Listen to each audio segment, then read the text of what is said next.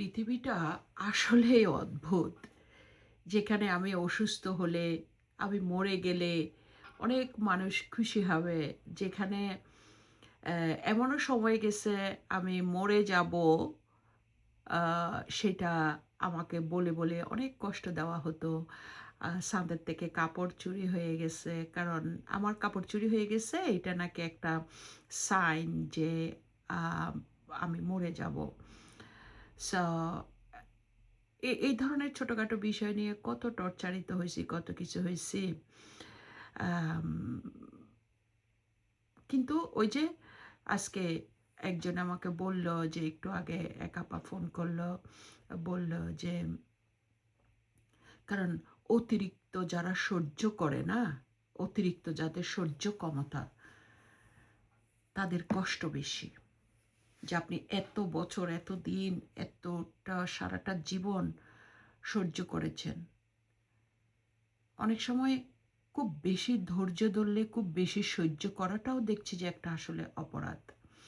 সেটাও আজকে বুঝলাম। সো আমি ওইটাই বলছি যে আমার অসুস্থতার মধ্যে যারা আমাকে মেরে ফেলতে চাচ্ছে বা যারা অনেকে আছে খুশি হবে সেখানে আমার অনেক শুভাকাঙ্ক্ষীরা আছে, আমার ফোন করে খোঁজ খবর নিচ্ছে। আমার ফেসবুকে দেখেছে। এখন আমার যদি ২০০ মানুষ আমার পরিচিত থাকে, তো আমি তো আর অসুস্থ হইছি এটা ২০০ মানুষকে ফোনে একজন করে গিয়ে বলব না, তাই না? এটা তো আর কেউ বলে না বা এটা হয়ে উঠেও না। কিন্তু আমার একটা ফেসবুকের পোস্ট আমাকে আমার বন্ধু-বান্ধবরা, আমার শুভাকাঙ্ক্ষীরা যারা আমাকে ভালোবাসে তারা আমাকে কেউ মেসেজ দিচ্ছে যে, "তুমি তাড়াতাড়ি সুস্থ হও, দোয়া করো।" এই যে এইটুকুই। হ্যাঁ? বা হয়তো কেউ একটু ফোন করে খবর নিচ্ছে, "কি ব্যাপার? তুমি ডাক্তারের কাছে যাও।" হ্যাঁ? এইটা সেটা। সো মানে যারা আমার খোঁজখবর নিয়েছো তাদের অনেক ধন্যবাদ বুবু সোনা। তোমাদের কাছে আসলে সারা জীবন কৃতজ্ঞ। তোমরা আমার পাশে আছো বিদায় তোমাদের সাপোর্টে আমি এখনো নিঃশ্বাস নিতে পারছি। এখনো আমি ভালো আছি। তোমাদের কাছে আমি সারাটা জীবন সত্যিকার অর্থে কৃতজ্ঞ। মন থেকেই তোমাদের জন্য অনেক দোয়া। আমার আশপাশে আমি সবসময় বলে আসছি, আমার আশপাশে অনেক ভালো মানুষ আছে। যারা আমাকে যে যেভাবে পারে সেভাবে সাপোর্ট করে। এট লিস্ট আমাকে ভালোবাসে। এর থেকে বড় সাপোর্ট আর পৃথিবীতে কিছু নেই।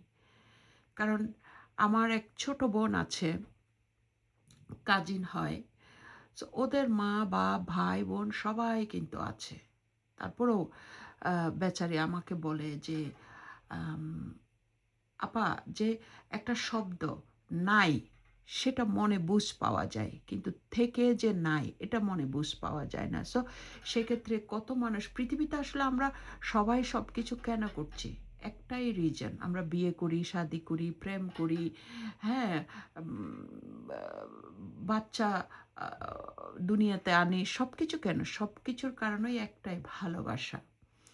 এবং এটার জন্য যুদ্ধ, খুনাখুনি কত কিছু হয়। ওই শেষ পর্যন্ত এগেইন ভালোবাসা। সো ভালোবাসায় থাকতে পারাটা এর থেকে বড় ব্লেসিং আমি মনে করি আর পৃথিবীতে কিছু নেই। যেটা আল্লাহ রব্বুল আলামিন আমাকে দিয়েছে আলহামদুলিল্লাহ। অনেকের অনেক কিছু আছে। আমার কিছু নেই। আমি সত্যিকার অর্থে আমার বলতে কোনো দ্বিধা নাই। ইসলামে বলেছে যে নিজের দোষটা নিজেই আগে দেখো। সো আমার আমি কোনো রিগ্রেট করছি না, বাট আমি শুকরিয়া করছি। I'm just thankful to the God and to around me all people that they just always support me with their love. That is the very important from me. So মানুষ আমাকে যে এত ভালোবাসে, আমাকে সাপোর্ট করে, আমার সত্যিকার অর্থে যে আমার কিছু নাই, আমার না থেকেও আমার অনেক কিছু আছে। আমার মানুষের ভালোবাসা আছে। আমাকে একটা দিন না খেয়ে অ্যা থাকার চিন্তা করতে হয় না। আলহামদুলিল্লাহ। এগুলি সবকিছু আল্লাহ আমার কপালে রেখেছে। হ্যাঁ, হয়তো আমার একটা ভাই নাই। কিন্তু আমার অনেক ভাই আছে সাপোর্ট করার জন্য। সো আমি সবার কাছে খুব কৃতজ্ঞ।